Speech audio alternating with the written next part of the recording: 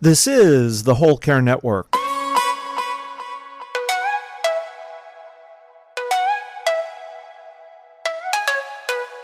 Helping you tell your story one podcast at a time. Content presented in the following podcast is for information purposes only. Views and opinions expressed in this podcast are solely those of the host and guest and may not represent the views and opinions of the Whole Care Network. Always consult with your physician for any medical advice, and always consult with your attorney for any legal advice. And thank you for listening to the Whole Care Network.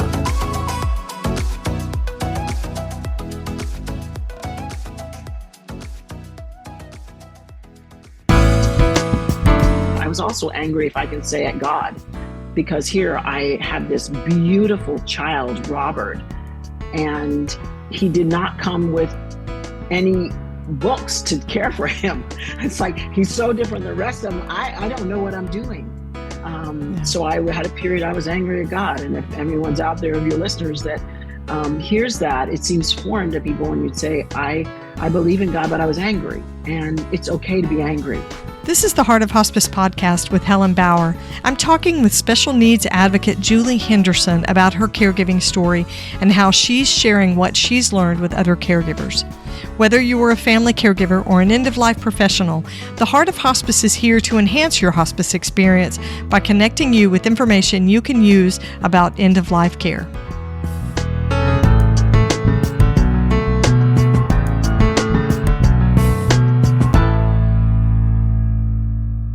This episode of The Heart of Hospice is sponsored by Odonata Care. When caring for a loved one on hospice, support becomes essential. Introducing the Care Plan, a path to comfort for the hospice patient, a supportive guide by experienced hospice nurses Nancy Hireman and Brenda Kazire. Nancy and Brenda invite you to experience all that the Care Plan has to offer. Be sure to check out their free library of care videos on thecareplan.net or on YouTube. Purchase your copy of the Care Plan today at thecareplan.net. If I could only choose one word to describe today's interview, today's episode, I would say beautiful. My guest has a beautiful spirit, and you're going to hear some amazing, amazing things. Juli Henderson is my guest today. She is a special needs advocate, a public speaker, a vocal instructor, and the owner of JH Voice Studio. She's also the founder of the blog In Our Arms, which is a passion project that she launched in 2021. She shares the story of her late son, Robert. As a mother of a child with a rare mitochondrial disease who passed away at the age of 18, Henderson's writing gives hope to thousands of readers. Juli founded a private Facebook group in 2021 where individuals, families, caregivers, and clinicians even share resources and find support. She's also got over 20 years of experience serving military families and underserved communities, highlighting the need for diversity, equity, and inclusion for all people. She's received numerous awards for the work that she's doing as a community leader. She also holds a Bachelor of Arts degree in vocal performance. So, Juli Henderson, this beautiful woman who is my guest today, she's going to be telling you the story of her son Robert and his life-limiting illness and how his life impacted her and her family. So I want to warn you up front that this story can be very difficult to hear. It involves the death of a young person. Robert was 18 when he passed away. And it is a very intense story. You're going to hear that on Juli's side and in my response as well. So if you feel like this isn't a story for you to listen to, or maybe not a story for you today, feel free to disconnect. Connect back with us another time for another interview, and just take care of yourself while you listen, if you choose to stay with me. Juli's going to be describing the emotional challenges she had during her caregiving experience, including fear and denial. She's very authentic, very vulnerable in what she shares about the challenges of her caregiving experience. Her son Robert had been receiving palliative care for 10 years, but he was never on hospice. And Juli's going to explain the story behind the decisions And I want to clarify that I didn't have Juli on the show today to be a cautionary tale that here's what you should have done or you should have been on hospice.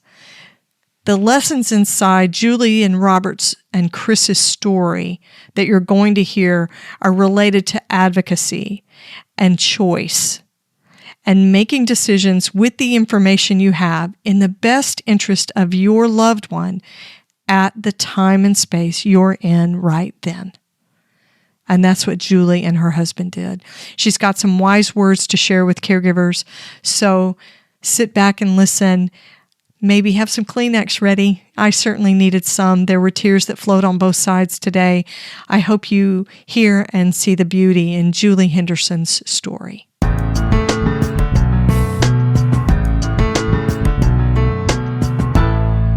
Juli, it's so great to have you on the show. Welcome to the Heart of Hospice. Thank you for having me. We are already kindred souls. We can already tell because we've been talking about our grandbabies and sharing our little grandma quirks and craziness. And what is your grandmother name? Remind me. Coco. It's very special, Coco. I love that one. I love that one. So does it have some kind of meaning behind it, or did you just decide it sounded good? No, I was thinking maybe he could say the C sound, pretty quickly. So I needed to get a hard consonant, maybe so he could go Coco first before anybody else. It's pretty selfish, honestly, but it worked. So. I like it. I like that. I like the way you think. I went old school. I am grandma. And you were right. Grandma is not the name to start with because everybody else got pushed to the front. But I did that on purpose because my daughters threatened to teach their kids a lot of crazy grandparent names for me. Pepe, Popo, Pee, Wawa. And I'm like, you know what? I'll just come up with my own. Thank you very much. Love it. I love it. Yeah, I think they were teasing, but I could see them actually being kind of serious about it. So I wanted to get ahead of that need. Yeah, don't trust them. Yeah, not for a second. So just so the audience can get to know you a little bit, would you describe yourself as an extrovert or an introvert or somewhere in between? My husband would say I'm an extrovert. I think I'm somewhere in between. But because I'm a voice teacher, I think I come off as someone who is always, embracing people and always willing to talk. But I love the conversation when I really get to listen to people and hear their stories. So I don't know if that necessarily is an introvert, but it's a listener. But yeah, I love life and I love what I get to do. So I guess most people would probably say I'm an extrovert. I think the world needs some of both. Yep. Absolutely. So I've already introduced you to the audience and we've gotten to know each other a little bit. We've been talking, but you have a special story and I want to meet somebody else and I want the audience to get to know him. Tell me about your son, Robert. Well, Robert was the joy of our life. And he was, I'll say was, so everybody will understand where we are in this conversation, but he was the bottom of 5 kids. So my husband and I, Chris, we love kids. So we had lots. And then the last 2 were twins. And so Robert kind of snuck in there because there aren't really twins in our family at all. And he came and he and Victoria, his twin sister, were developing pretty much the same until about 2 years old. He needed a little bit of speech therapy. He was a little bit behind her speech-wise, and she was really ahead. And so there was quite a contrast there. And so developmentally, we said, okay, let's get some speech therapy. We started all of that. And then at 2.5, I was in my car headed down the highway to go get some groceries with the twins in the back seat. And I heard Victoria make a noise. And I looked in the rearview mirror and Robert was having a generalized grand mal seizure. And I'd never seen her seizure before. Maybe on a movie, I could say I saw something in passing, but it was so unusual for me to see my son. I tell my voice students clicking his body like a metronome, like it was in rhythm, to some other rhythm that I'd never seen before, eyes and arms and legs moving. So pulled the car over, obviously, and got someone to pull over next to me to call 911. And that was really the beginning for me of a journey with Robert and our whole family, a journey with Robert that took a lot of turns. I can tell you that in the midst of all those turns and challenges for the 18 years that he was a part of our lives and we were blessed to care for him, there were a lot of joys too. So it's not just, hundreds of seizures a day. It was also the fact that he loved life. I mean, he loved music. And so we're a musical family. And so he would rock his wheelchair when he had to be in a wheelchair to any song, especially Taylor Swift. And he was a joy. He knew how to give the best hugs of anyone we know. He knew how to look you straight in the eye, like he was looking right through you. And it was a gift he had. He knew how to look at people and love them. And so for us, as he progressed from, that first seizure of not knowing what that was, and then learning that he had a very rare mitochondrial disease. It has a component it's called a CHD2 component. And so he was really rare within his disorder. And so there weren't a lot of people around for me to talk to about his disorder. We just learned as we went along from his physicians and his nurses and his therapists about how special he was. So he had full care in the house, and I got to be here with him every day. So if you say, Robert had a very rare disability and he was, medically fragile and medically complex, that would be true. But the other side of that was he was hilarious. I mean, and he had no concept, even at 18 when he passed. He was really, 2.5, 3-year-olds mentally, but developmentally, he just kind of stayed at 2.5 and 3. And, we know 2.5 and 3 can be, a hard age for a child, or it could also be hilarious. And so he was that child who would, just enjoy movies with us and enjoy being hugged, and enjoy life itself, even in the limited life that he knew he was loved. I love it. So you write in your blog, no education or experience had prepared me for this. And you were talking about this initial seizure that Robert had in the car. You said no warning or encouragement had foretold of this moment. Becoming a caregiver for somebody with a life-limiting, life-threatening illness, the way you did, it's an intense event. It's monumental. It truly changes who you are. What words would you describe what it was like for you to become a caregiver for Robert like that? Lonely. And I'll even say devastating, because that initial introduction to caregiving for anybody is devastating, because it is life-altering, especially with a child that is medically complex. It's scary. It can make you be a little angrier than you've ever thought you could possibly be in your life.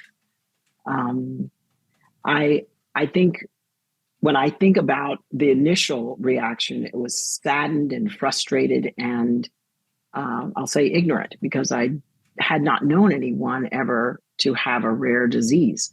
So I did a lot of Googling, which I would not suggest. Don't deep dive too much. Right. But you do that initially.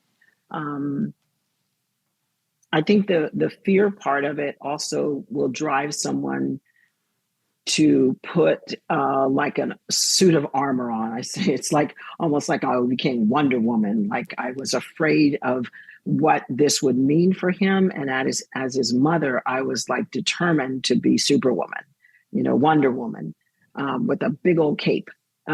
Because initially you can't imagine that you'd allow anything to touch your child. Like, this can't be true. Denial was very much a part of it when we started going down the road after realizing, it wasn't just going to be one seizure, that he had had seizures since, he was born. So there were things that, I just felt like I needed to learn. And it can be a lonely road if you don't know where to turn. because there's not another child in your neighborhood, maybe in your city, maybe in your state, who has such a rare condition. So, yeah, all those words put together. All the things. Yeah. All the things. Caregiving somehow by nature is isolating, and yet there are 55 million plus unpaid family caregivers across the United States. Yes. And yet, isn't that an incredible statistic? It is. And many of them taking care of their parents and their children at the same time, many of them working at the same time. Yes. Yeah, it's a very isolating experience. Yes. But what I would say to listeners is every word that you might hear Julie use to describe the caregiving experience, that's real and that's okay. Completely okay to feel all of those emotions, all of them. Yes. So how did your caregiving experience that lasted 18 years with Robert, and you have other children that were older as well, so you were raising a family, how did your caregiving experience change who you were personally as an individual? It's such a good question, because I actually tell my boy students that when they meet me for the first lesson that I'm not the person I was maybe 15 years ago. And so it's before Robert and after Robert. Now we have 5 kids, so raising children was, my joy, but none of them had any of the disabilities that Robert had in any way. So it was new to me, and it changed me in a lot of ways. If I can say, I was probably always a glass half full person before Robert. And, the twins were a joy. The last 2 were twins. And so it was such a joy to have twins. But everything to me changed when I realized I know nothing about caring for this child. I felt like I could be a pretty good wife. I could be a pretty good mom. And I loved my job as a mom, and I loved my job as a voice teacher, but this was totally different. It was almost like living on another planet, because I knew none of the tools to take care of him. I didn't have those tools. So I learned that even though my husband's a physician, we couldn't fix him. So the fixing stopped pretty early, because Robert's disease was obviously a genetic condition that was not going to be fixed. It was going to be managed, and we could keep him safe in from certain things. But as far as me changing, there were some days, to be real honest with you, Helen, I didn't recognize myself.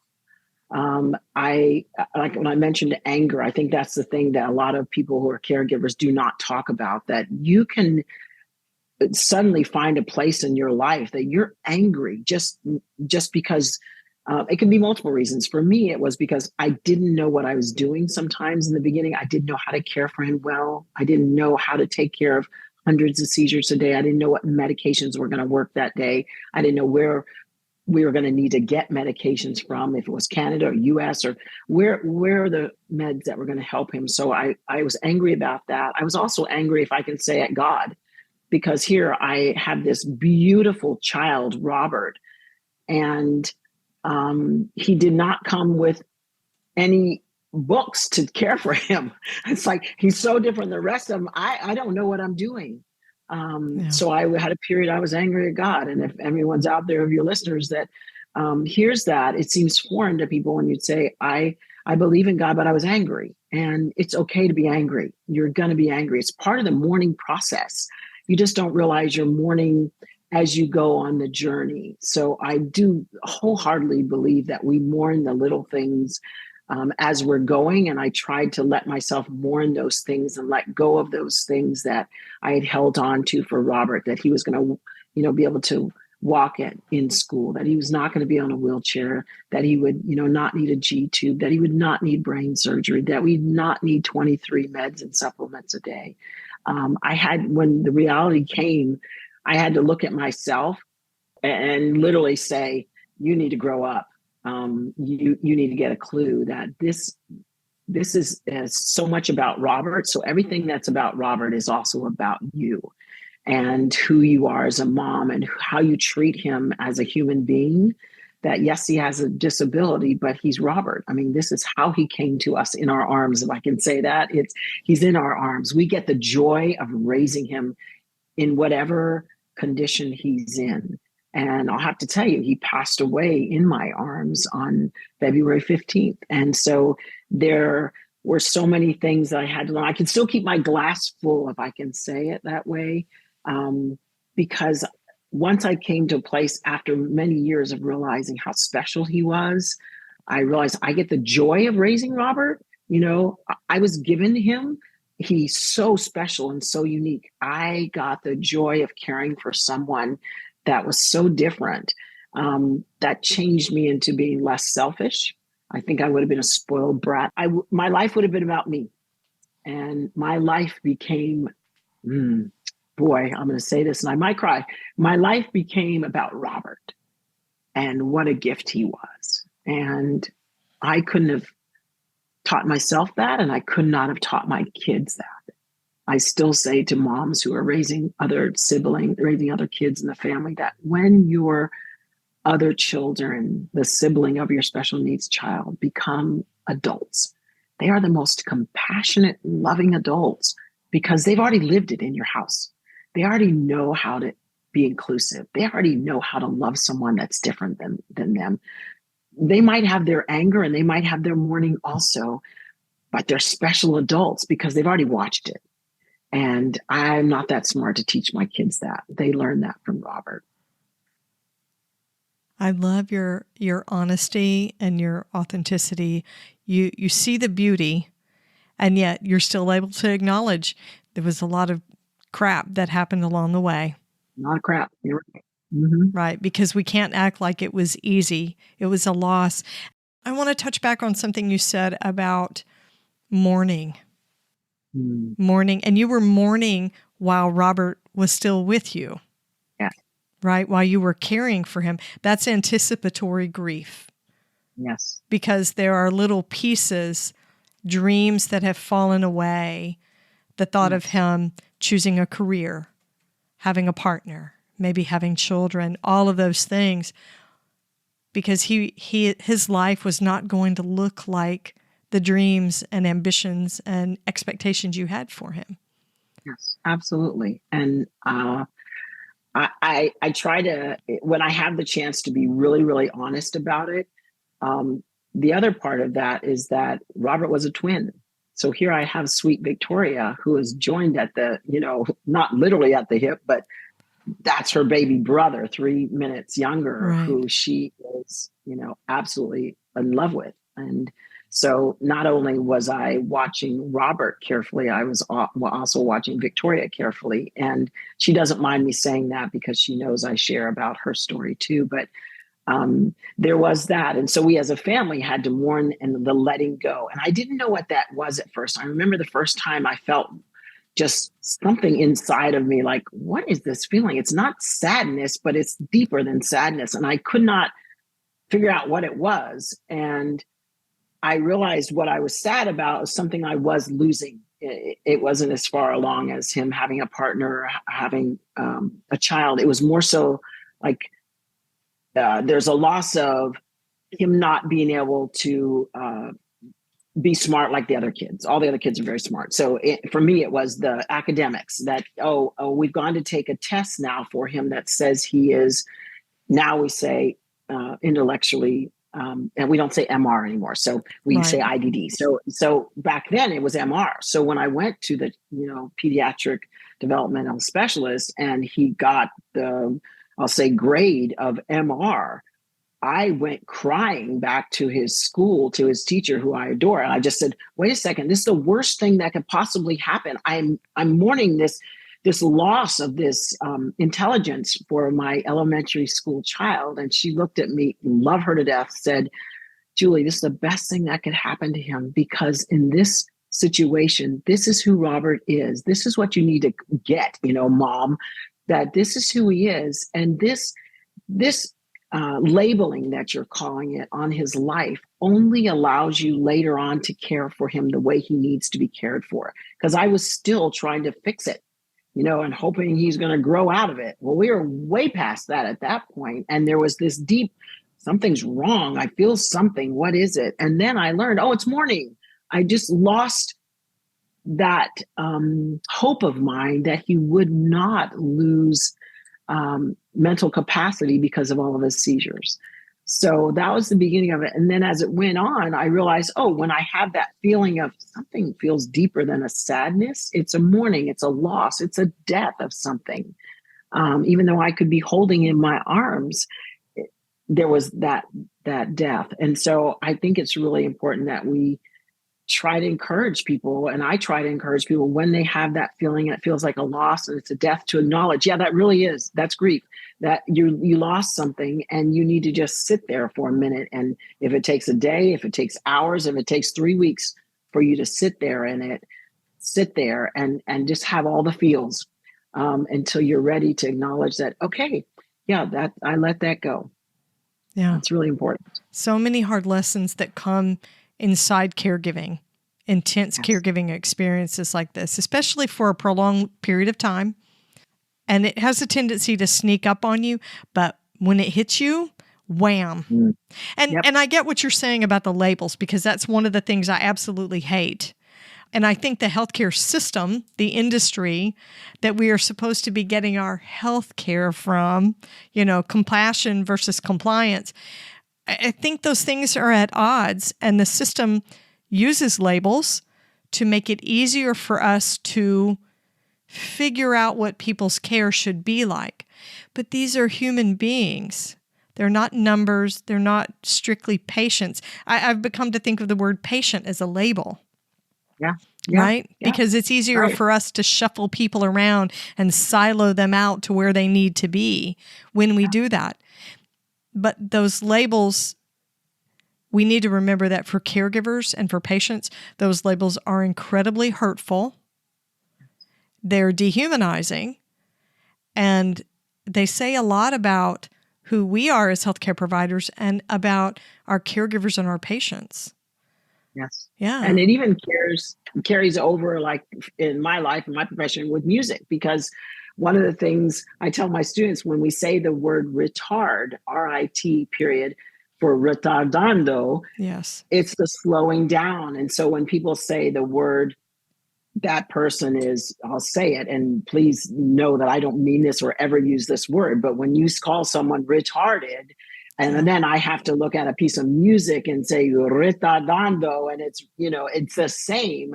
It hits me a different way. That's one of the things after having Robert. I never thought of it in music in any way prior to raising Robert, but it's an offensive word almost to me when a song slows down and says RIT. It's like, no, can we find something else? But it crosses over in so many areas in our lives that we don't realize. So yes, labels. I get, obviously because of my husband, there have to be, things that we categorize in people's lives so they can get the care they want. But some of those things need to be reevaluated. Yes. And how we use them. Yes. When caring for a loved one on hospice, support becomes essential. Introducing the Care Plan, a path to comfort for the hospice patient, a supportive guide by experienced hospice nurses Nancy Hireman and Brenda Kazire, with over 40 years of combined hospice experience. The Care Plan is your trusted companion, a wealth of knowledge from clinicians who understand the unique challenges of hospice care. Nancy and Brenda provide practical insights in their book, along with a library of guided videos that offer caregiving tips and techniques to make caregiving easier and simpler. The Care Plan isn't just a book. It's a source of strength for those who navigate the challenges of caregiving, ensuring that every moment is embraced with compassion and care. The goal of Odonata Care is to transform the end-of-life experience through education and support. Nancy and Brenda invite you to experience all that the Care Plan has to offer. Be sure to check out their free library of care videos on thecareplan.net or on YouTube. Don't forget that the Care Plan is also available in Spanish. Purchase your copy of the Care Plan today at thecareplan.net.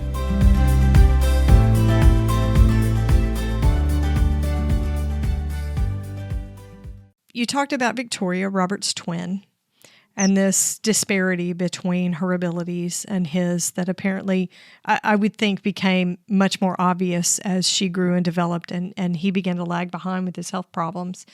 How did Robert's illness and the caregiving experience that you were all having at that point, how did that change your family dynamics? There were periods in and out that we addressed it, and other times we didn't address it. I'm not saying that I was the greatest mom on planet Earth. It was, I tried to pay attention to each one of them. So sometimes I did it well, Helen. Sometimes I didn't do it well.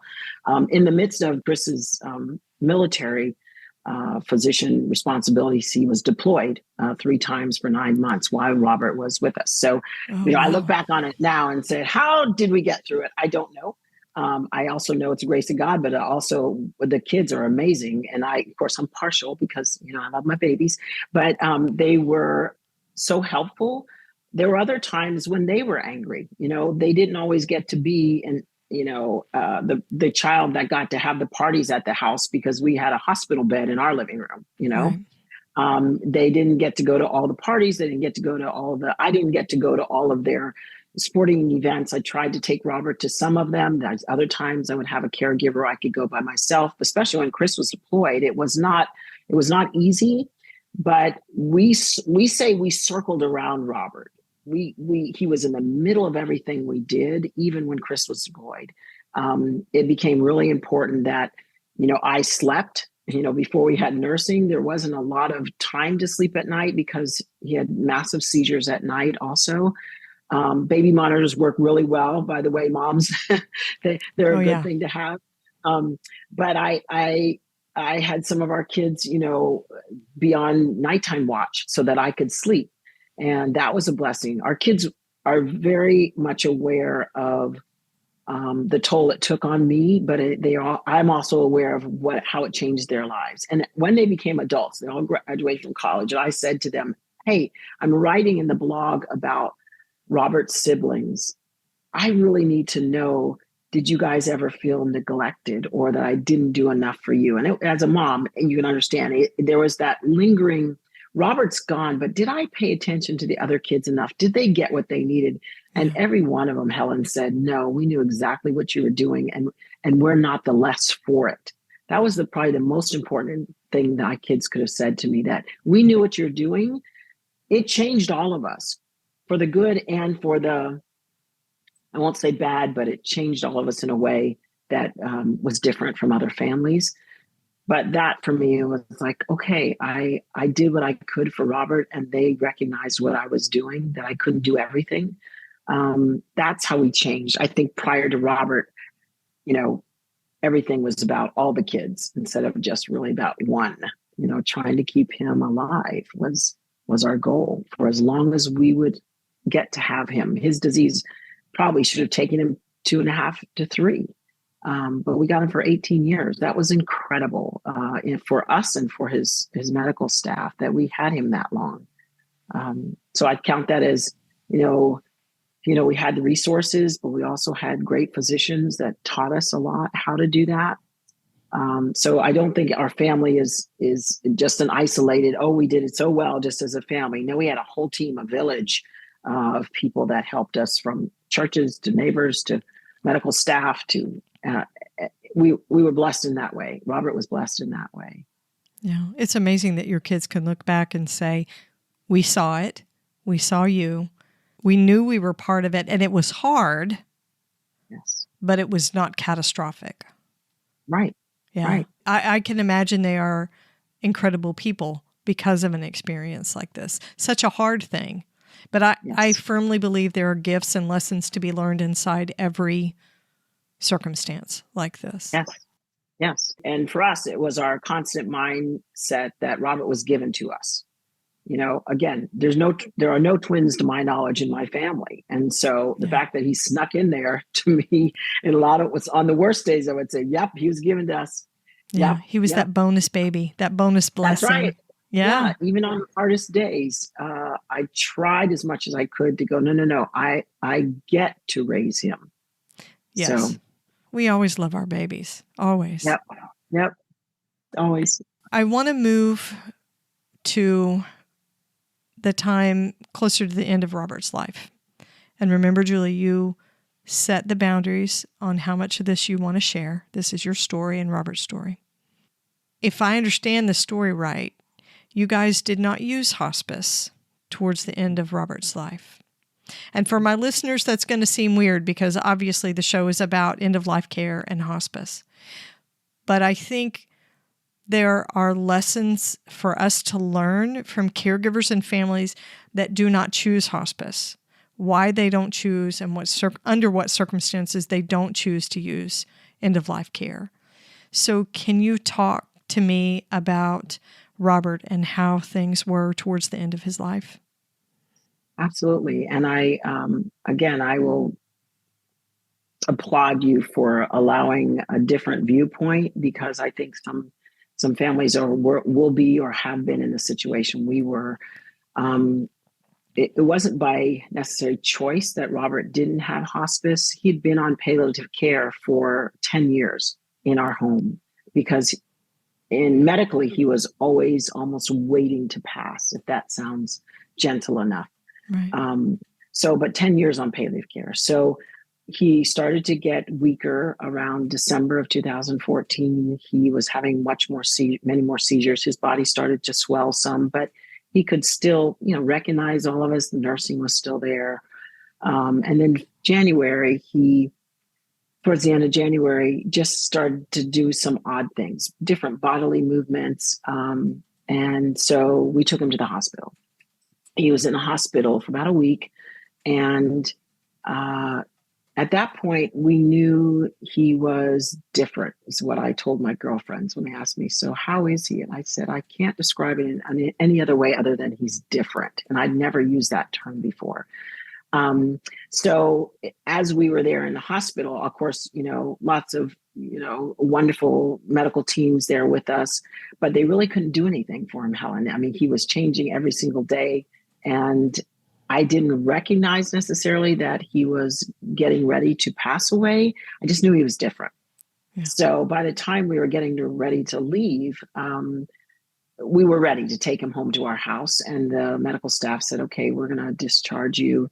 But we didn't discharge from the hospital as a palliative care family any longer. We were in this weird in between of, he's been on palliative care, maybe he should be on hospice, but no one was discussing hospice care with us. So even my husband as a physician says now, adamantly, and his neurologist says he should have gone home on hospice. However, I didn't know enough as the mom who's not medical at all that was the next step. I had no idea because I just kept thinking he's going to bounce back. He might not bounce back as strong like most families would have thought. So he came home much different, and the nurses, his home health was very aware that he was different. And they would say, Julie, he's not doing well today. And I knew what that meant. I didn't recognize what was happening, really. I just knew that I taught my students in my room in the house, the voice studio, and then I never left the house that week. I didn't realize that till after he passed. I knew something was different. Sometimes when you don't know, right? Right. And so I would spend every minute in between teaching in his bed with him, his enclosure bed, and I'd just get in the bed with him. So after a couple days, he just started getting more weak the night before Robert passed. And I'm going to tell your audience that this could be a trigger for them. And I'm going to say it as gently as I can. So forewarning, some things trigger some people more than others, but he had a really, really, really unusual, and I say really many times on purpose because it was such an unusual seizure. It was a slow moving from his feet all the way up to his body. And Victoria, his twin, again, alerted us and said, something's happening in Robert's room. We go into the room, and I'll make it as gentle as possible. He was desatting and he was seizing all over the place. So my husband, we did all the rescue medications, all the diastat, oxygen, and we're pulling him back. I didn't realize, I just kept watching the pulse ox machine and thinking, boy, that number is low. That's really low. It's going 70, 60, 50. And so I'm talking to Chris as he's doing rescue breathing with Robert. saying, this pulse ox machine must be broken. Something, he goes, never stopped what he was doing, because this is his job. He knows how to take care of someone who's about to pass. And so finally he says, I got him back. And here's me, standing next to Robert and my husband, Chris, thinking, what do you mean you got him back? What does that mean? I'm watching pulse ox. I know things are not going well. And then I realized what he means. He got him back from where he was headed. He was not going to make it through that seizure. So we decided, and we both knew, someone's going to spend the night with him. I'm going to be in his bed with him all night. I did that. Chris went to work the next morning, and both of us knew something again was on a different journey. So when his nurse came in the next morning, I was in the kitchen with her preparing his meds, just a couple steps away from his room. And we're preparing meds, and I'm telling her about the night before, and then we need to be watching for this and blah, blah, blah. And we hear this noise in his room, and we go in his room, and he's doing the exact same seizure he did the night before. Now, mind you, I've been watching his seizures for 18 years, and I've never seen a seizure like this. It wasn't animated. It wasn't what we typically say a tonic-clonic seizure was, or a generalized seizures. It was quiet, and it just moved. And so we both did everything Chris had done the night before. And we did the diastat, all the rescue meds, all the things, all the oxygen. And as I'm holding him, and his nurse, who I absolutely have the greatest respect for, I'm holding him, and he breathes his last breath. And I'm thinking, that pulse ox machine is not working again. That can't be the right number. I'm thinking, no, just me and my glass half full and my, superwoman, Kate, this cannot be what's happening in my arms. And if I can just give you a little bit more of the story without in any way being dramatic, she says, Julie, you need to call Chris. And I'm holding Robert. And I said, why? This is how things were so slow motion to me. I guess I could say it like that. I was like watching a movie. She said, because he's not breathing and doesn't have a pulse. I was so much in the rescue mode, I didn't even get that. I mean, I didn't have the ability, I don't think, to receive it in that moment. I surely didn't have enough experience in anything like that. Chris is an ICU doctor. He deals with death every day. I've never been through this. So I'm totally in denial while I'm holding him, Helen. And so immediately, I do what she says. I call Chris. He comes, the ambulance comes, everybody comes. This is the thing that was different for our family. Robert had been, in the place we knew from a very early age in his teenage years that the DNR needed to be in the room, because we all knew that we did not want to do complete rescue. We didn't ever want him intubated, to prolong life. But I did not calculate that he wasn't on hospice. He was still on palliative care. So all the things that I had to do, calling the ambulance, calling the sheriff, they call the sheriff, they call the fire truck, everybody was involved. Whereas if he'd been on hospice, it would have been a much quieter, gentle passage in his room, because he was on hospice. The thing I want to say is we did not have that experience with Robert, a quietness in his room when he passed that I think perhaps most people who have hospice do have. But I also want to say that that's the way Robert passed. There was no foretelling of that. There was no planning in the moment like that. He should have gone home on hospice care. Absolutely. We all knew that in hindsight. Everybody knew that. So the thing I regret with our kids, you asked me how our kids changed, how did it change the dynamic? They did not get to come home and say goodbye to him. Even Victoria, who was upstairs in the house, did not get downstairs in time. So that's the thing I regret. And I'll carry that to my grave, knowing there's nothing I can do about it, but that would have been the blessing of hospice. The other side I say to that is, if he had been on hospice, I might not have been the only one in the room with the nurse who got to hold him. So for me, it's a little bit selfish in saying, I got to hold him as he breathed his last breath. If Chris had been home, he, as the physician, and the nurse, as the caregiver, also would have huddled around Robert. I would have been in the corner as the mom, not as holding him. So there's this mixed feeling of, yeah, he should have been home on hospice, but then the whole room would have been with the kids and Chris. And I, as the mom, cherished that moment as the most precious moment in my life. I got to give birth to Robert, and then I held him as he left this earth. Are you kidding me? I don't want to change that. But yes, for our kids, that would have been the blessing. They could have all come in and said goodbye. They didn't get that. And that's what the part I do regret. So we didn't get to choose. And I know for some of your listeners, that also might be the case with them, that you do all the planning. I mean, I'd planned his funeral. It had been ready to go for 10 years. I'd planned everything just for that day. But not leaving the hospital as a hospice patient could also be a situation one of your listeners finds himself in. And I think you have to kind of look at both and go, yeah, there was a good and bad in that. And this is life. You know, we get to choose a lot of things, but we might not get to choose that last moment. And so if we don't, like in my case, it's a thing you consider about what were the things that really were positive when it happened. And the biggest for me, that I got to hold him and see him pass from this life. And it was a beautiful thing. And I still count that as a blessing that he didn't have hospice care, because I wouldn't have gotten to do that, I don't think. So yeah, I am totally for hospice care. And if I had planned it, you know, me thinking I'm so smart, and I would have planned everything down to the, you know, the very moment, like I would usually try to do about everything. It's my problem.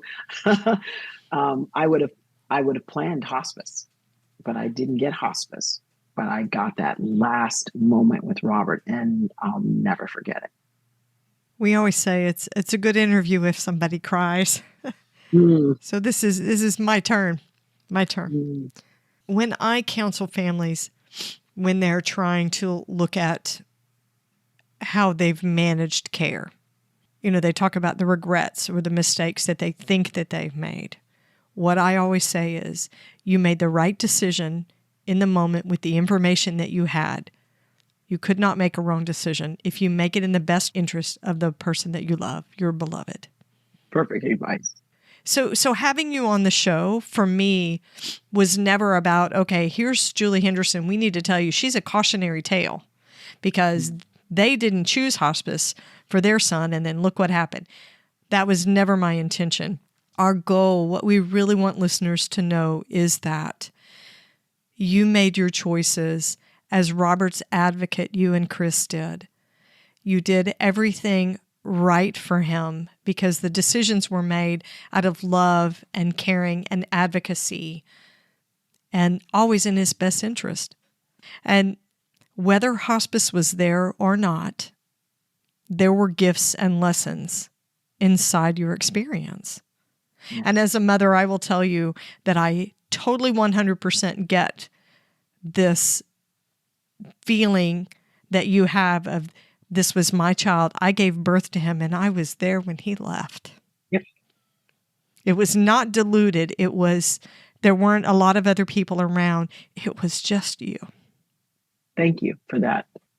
So many thoughts when I say I get the privilege of talking about Robert's life. That's the thing at the forefront for me. Yes. Was it hard raising him? Yes. Was it devastating some days? Yes. Was it lonely and isolating? All the words we mentioned at the beginning of the interview, all of that. But in the end, when he passed, was his passing the best it could be? Because, like you said, you were an advocate for his whole life and you were his caregiver. Did that end for Robert in the most beloved way it could have ended? And the answer is yes. I mean, there is nothing else that could have given him more complete passage than his nurse. And because I give her credit for being in the room. We were a team. It couldn't have been for me as the mom, like you said, a more precious moment. Yeah. And I don't justify that anymore because I know that everybody would have loved to have been there. All of our kids, and I don't blame them, and my husband rushing from the hospital.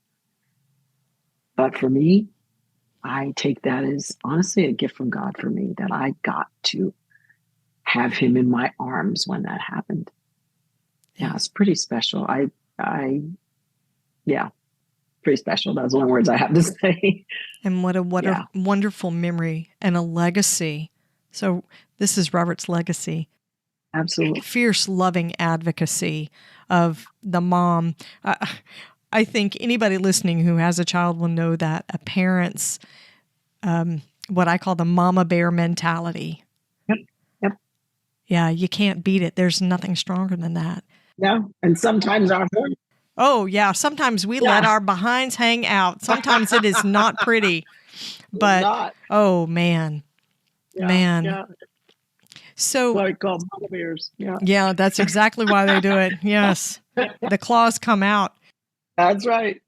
If you could go back and give your younger caregiving self, when Robert was about 2 years old, when you guys started all of this with him, what would you tell yourself? What advice would you give yourself? I think it'd be two things. First is get over yourself because, I say if you're a strong woman, you have a hard time getting over yourself sometimes. Like, yeah, I can do all that. Of course I could. Yeah, absolutely. Of course we can.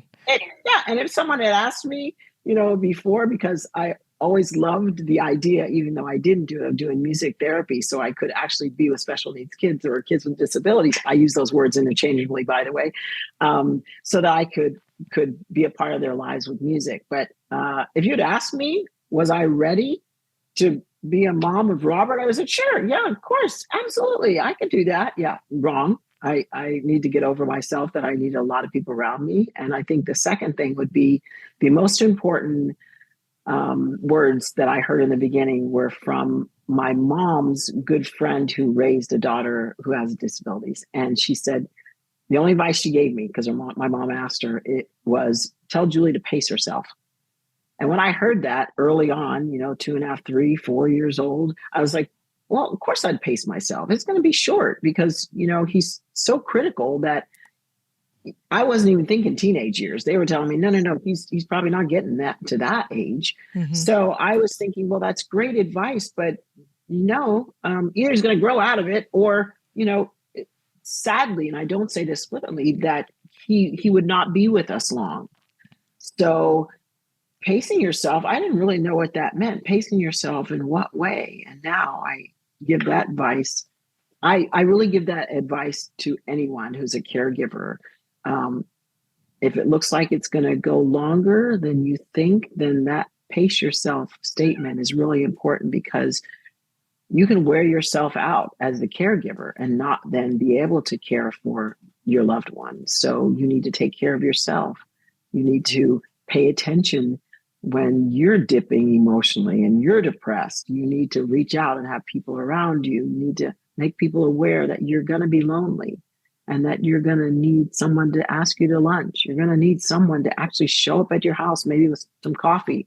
You're going to need people because the road can be much, much longer than you anticipate. And I didn't know that when she said it, but when I realized it was going to be years and years and years that I would have the privilege of caring for Robert, I needed to also take care of myself and be aware of my own needs also. And that could mean just go take a nap for 20 minutes while the nurse is there, rather than trying to do the dishes, Yeah. Simple things sometimes. For a lot of caregivers, that experience is a marathon, not a sprint. Mm-hmm. For most. Yeah, yes. And it's so hard to see it because I think, at least for a lot of people who are caring for older adults, that slide into the caregiving experience doesn't start with a seizure. It starts with mom's having trouble with her phone, or dad forgets to pay a bill, or things are very gradual. And not all of a sudden you realize I spend, half my weekday evenings at my parents' house. Yes. Yes. It's very real. Yes. It's very real. And all of a sudden you realize that label, that name, you're a caregiver. Maybe you didn't take it on for yourself, but all of a sudden there it is for you. Yeah. No, it's real. And, I'm of the age that, a lot of people are doing both, if they have a special needs child or someone, your loved one you're caring for that's younger than your parents, you might be doing both. And you being in the middle is a place where you need to find yourself and you need to evaluate, I'll say, get over myself, that life is not about me necessarily. It is about me, but it's about, who I'm caring for. But you have to pay attention to the signs.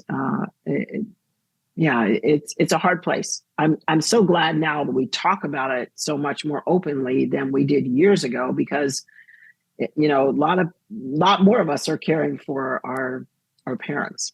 Yes. So, and they're sandwich caregivers is what they are, caring for kids and then the generation above them as well. It's an interesting situation to be in, and the isolation is incredible, and yet there are so many people doing it. Your story is really, really powerful, Juli, and the fact that you are so willing to share it is amazing. How can my listeners connect with you, read your blog, see the work that you're doing? In Our Arms blog. They can find me on Instagram and on Facebook. We also have a Facebook community group called In Our Arms Community Group. And you can join there. We have over 500 people in that group, family members, physicians, therapists, teachers, and we talk to each other about the hard things and try to encourage each other. And then the blog right now is on a pause with me writing weekly. I do post, but not writing weekly, because we are in the process of finishing up a book that I hope it comes out in 2024. But again, it's Robert's story, and hopefully helping another family with the raw conversations and the things that people don't talk about and the hardships that we went through as a family in caring for Robert, but also the joys of it. Juli, so many people are going to benefit from your book and from knowing what your family did and the way things turned out for you. Such important and valuable lessons. Thank you for being so willing to be open and authentic, and the vulnerability that you show is just amazing. Thank you so much for introducing me to Robert. Well, Helen, thank you for having me. I did not expect to go to tears, but that's Robert's legacy. We tell his story, and I get the privilege of sharing his story. So thank you for letting me be that vulnerable and sharing the story. Hopefully it helps the next family.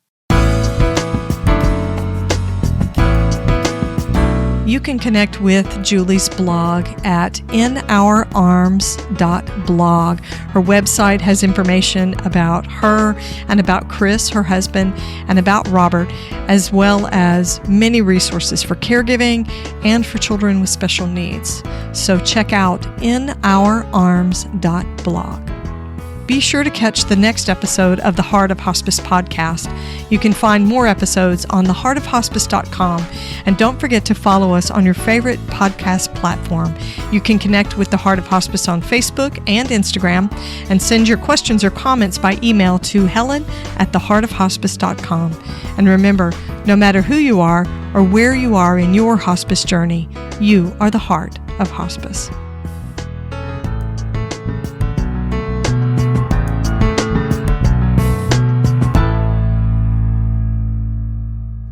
This is the Whole Care Network.